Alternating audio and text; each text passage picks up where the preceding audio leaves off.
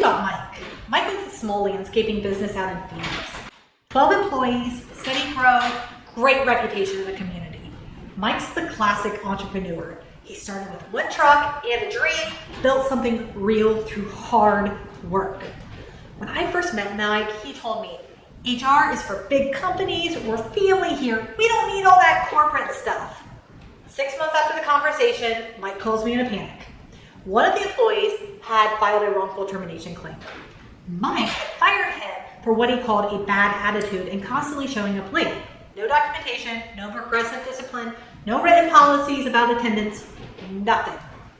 When I asked if they had an employee handbook, he laughed.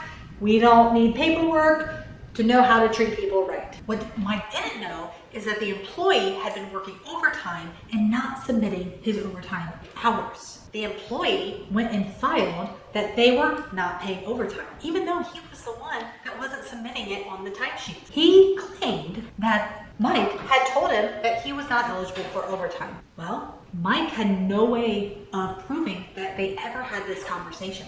The settlement was $142,000. For a small landscaping company, that wasn't just a dent, it was catastrophic.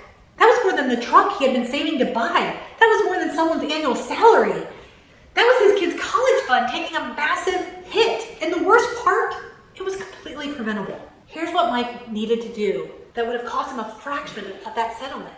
An employee handbook, documentation, some fundamental training, an HR professional he could call before making termination decisions. Mike told me afterwards, I thought HR was an expense I couldn't afford.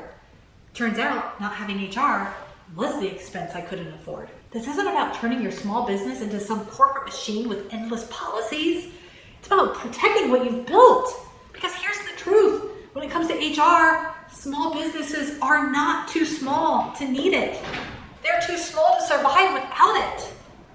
If you're a small business owner who thinks you don't need HR, I get it.